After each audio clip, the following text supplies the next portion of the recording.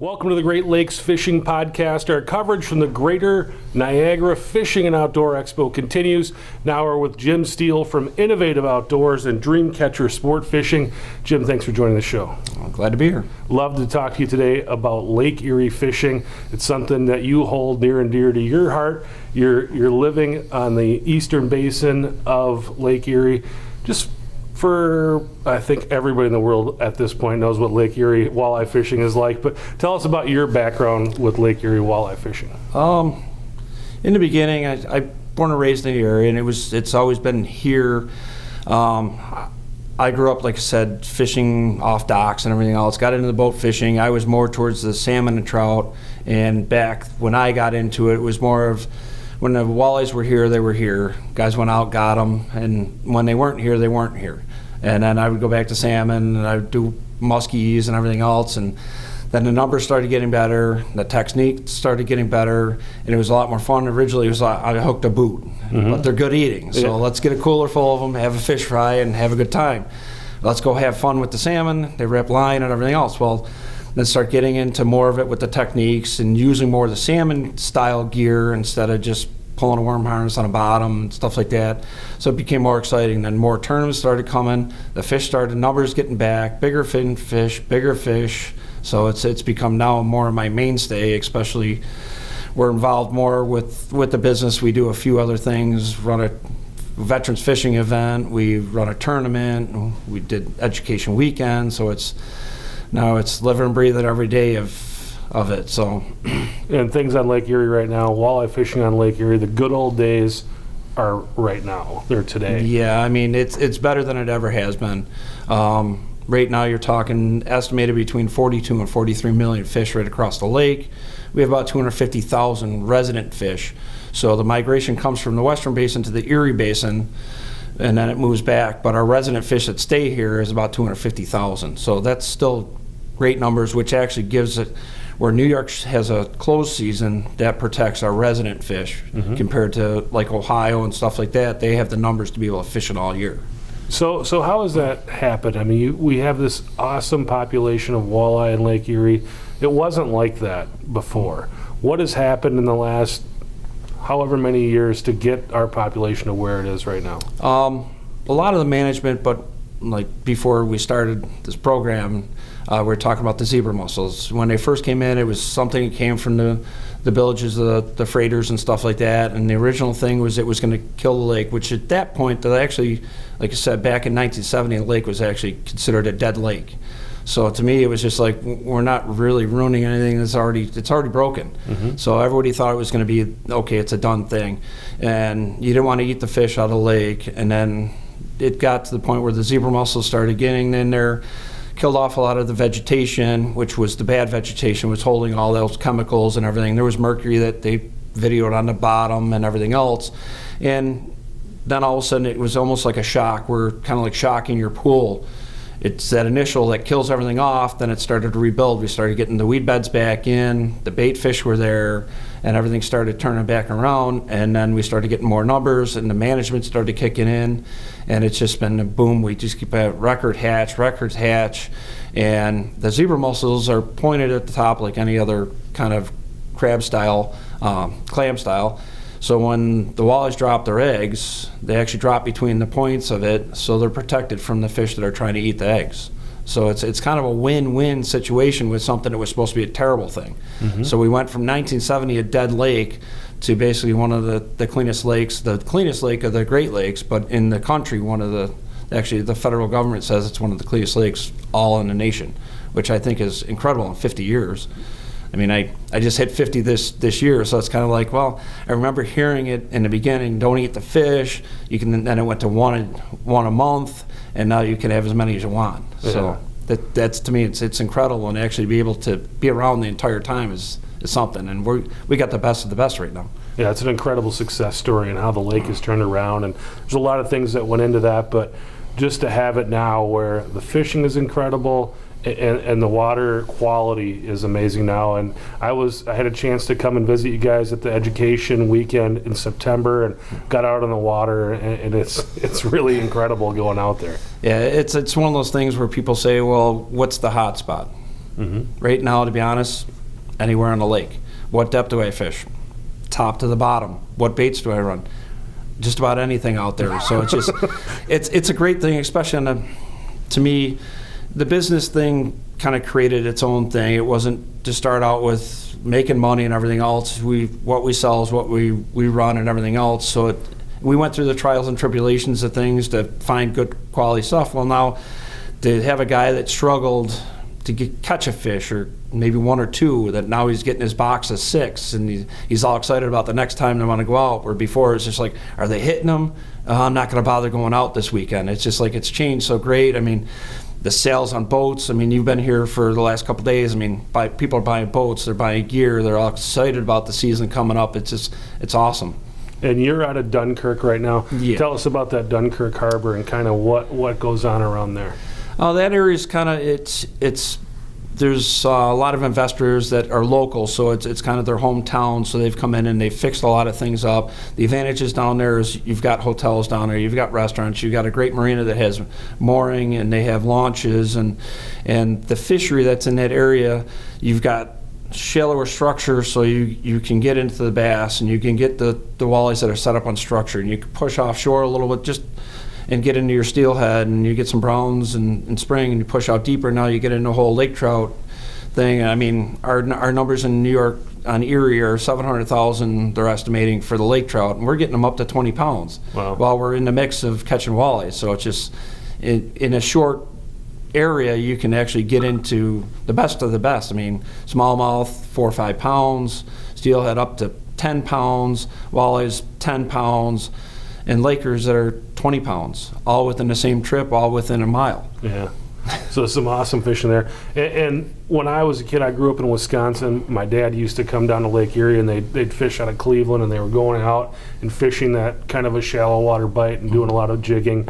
What's it like fishing out of Dunkirk? What's kind of your program and how you run your charters? We're predominantly, I would say 99% trolling. I mean, sometimes if we can find a pot of fish or something like that, there's perch that stage out there or whatever else. But like I said, I started with the trout and salmon stuff, so it was just, I like moving and covering water and trying different gear and everything else. So we set out our spread, which is, we'll run boards out, inline boards, dipsy divers, a couple downriggers. So we'll cover the whole water column. So we're actually putting a full gamut of things out there to multi-species fish at the same time. So it's just like, when that line goes off, sometimes you don't know what you got, which is kind of a fun part. I've been doing it for a long time, and I don't care what fish it is, I get excited over it. So how do you set your gear? What are you using when you're setting stuff up? You talked about kind of your big gear, but what are you setting out when you're putting your gear out? We run the inline planers with lead core, segmented lead core, which is a whole different subject, and most guys have figured that out now. There's a lot of seminars that have done over the seasons and stuff, basically to cover anywhere from, especially now with how the fish are set up. I mean, before you used to try to find thermoclines and temperature breaks and everything else. Now we have fish that are basically from the surface down to the bottom. So we cover the whole gamut with lead cores all the way from like a 2 down to a 10 color. So you're covering from 5 foot of water all the way down to 50 foot of water. Then our dipsy divers will cover that extra between there down to 70. We can fish out to 130 foot of water. We'll pull walleyes in 130 foot of water. Downriggers, like I said, we'll drop some of the downriggers right down to the bottom, hoping to get a lake trout, and you'll pull a 8, 9, 10 pound walleye off the bottom. Those guys I think they sit in the cooler water like sitting in the AC. Those bigger guys don't like it hot. So what's a day on the water with you like? As in leave the dock and kind of, we always kind of have our plan of where to go, what to do, kind of have the gear set up. It's usually, we've been out enough. I mean, we figured it out the other year, just on the tournament side, between pre-fishing and tournaments, we spent 60 days on the water. That didn't include fun fishing and the chartering and stuff like that. And that's one of the big things to me, is no matter what we're doing, it's fun fishing is my priority, taking the family out and trying to get other people out there. And so that's the big bonus to me. Is I don't want to make, it's a job, but it's a self-inflicted thing where it's just like I create a lot of work for myself, but it's a whole different kind of work. Right. So it's not really, going to work isn't the real job. How does the season progress? When do you get started, and kind of how do things? Around here, it's one of those things where our season opens, like I said, we have the close season. So June, kind of mid-range of June, we start kicking in, and the water temperature, the quicker the water temperature comes up, the better our bite comes, because those fish start moving from the Western Basin towards us. We have our locals, so you can go out there and catch them right then, but you need to work for them. Mm-hmm. As the fish start coming down, we start getting better numbers, then we start getting some better size. So towards the end of June, it starts kicking in. July is a great time, but the thing is that July, everybody's busy, and it gets busy on the water. August is another time where we tend to get the bigger fish into August. Fish in the same areas. September is actually one of the hottest times, but you're more susceptible with the wind in our area. And in our area, we kind of shut down, like mid-October is when they start pulling the docks out and everything. So the thing is around here, well, it's hunting season, that's why. But it's just they pull out the docks, but there's still fish around right through that whole time. But then our season shuts down. But I would say the hot point would be, if you were looking for a big fish and good numbers, is September, which actually falls right in line with our education weekend. So we had the guys come from out of state, and they were all excited about the fish are here. Yeah, we're going to tell you what, where, when, and how to do it. I had a chance to go out with a guy when we were there, and I mean, we were out for 3 hours, and I think we caught like almost 30 fish. Yeah, and it's the best time, and it's for the novice to get out there and actually be catching fish. It just helps everything. Guys get excited about it instead of like, okay, well, am I going to go out next weekend? Well, we're not catching nothing. No, I'll go do something else. Where guys are excited about, when are we going out again? Right. Yeah. How does the wind affect that fishery down in that Dunkirk area? Really, it's more about safety-wise and control of the boat. It really doesn't change the bite that much. I mean, there's more structure, so they may push closer towards the structure or out towards the deep water. It's mostly a deep water bite, and there's really no deep water structure out there, so it's more currents than anything out there that hold either the bait or the fish themselves, the walleyes or whatever else that's out there. So, but it's more about what boat-wise, safety-wise, and what you're comfortable with, and than anything else. It's just there's areas where so now you had to run down to, we'll give you a reference, like Van Buren Point, which is the point when you guys came out there. Mm-hmm. So instead of trolling towards it, now we run down to it and fish back. So okay. In that area, there's the concentration of the fish around that area. You'll find them within a short distance, so you're not losing anything by running down and coming back, or vice versa. So it's kind of a great little thing. When I was farther down the lake towards the Silver Creek, Cattaraugus Creek area, we had to spend a lot more time running. We were traveling between 3 to 6 miles to find our fishing hole. When you fish out of Dunkirk, you pull out in 50 foot of water, you can actually start trolling, which is 500 yards out past the pier head. So you can go right at it, and towards the cat and everything that's down there, you're not going to get the lake trout, and you might get a little steelhead here or there, but the thing is that when you come towards the deeper water, you get all those extra benefits, which is it's fun getting especially a client that's never caught anything bigger than a bluegill, mm-hmm. and you put them on a 10-pound walleye and a 20-pound laker. And I've had outdoor writers come from other areas, and he brought his wife and his cousin, and we started shallower. I got him a 5.5-pound smallmouth, biggest smallmouth he's ever caught. We push out a little deeper. I got his cousin a 10-pound steelhead. Never seen a steelhead that big. His wife, we were pushing, I think it was almost a 9-pound walleye, and she'd seen like reservoir fish and stuff like that. She couldn't even believe when she's like, that's a walleye? And it was funny because even the bass, when it was coming in, I'm like, it's a smallmouth. He's like, that's not a bass.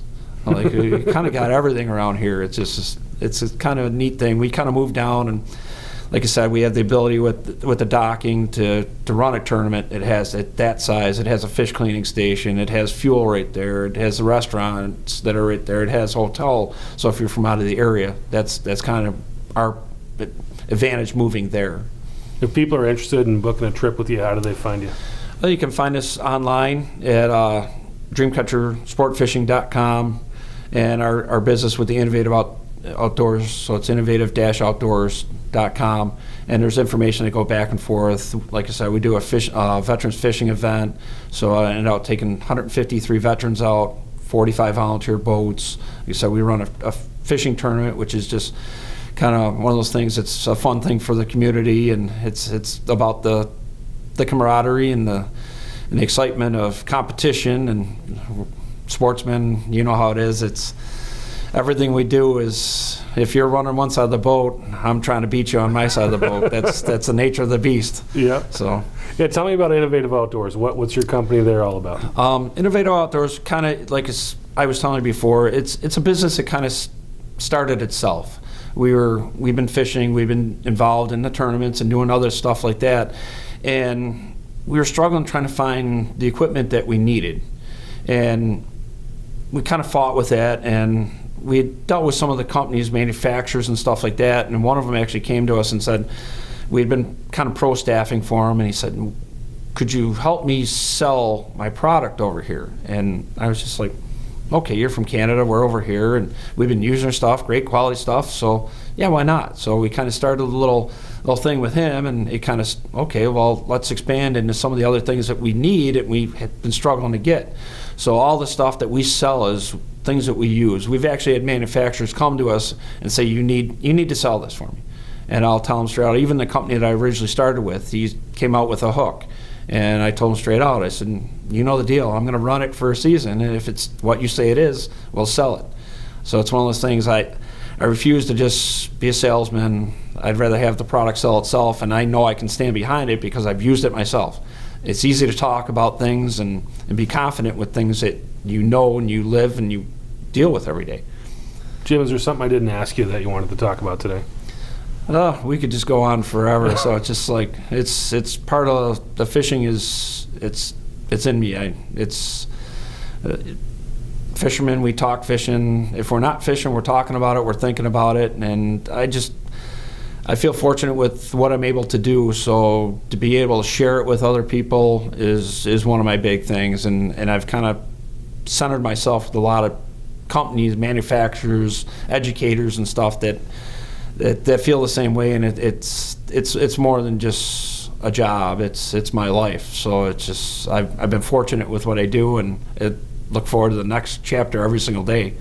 It just keeps growing and something new. Awesome. Thanks, Captain Jim Steele from Innovative Outdoors and Dreamcatcher Sport Fishing. Appreciate you coming on the show. Thanks for listening. Thanks for watching. We'll talk to you next time.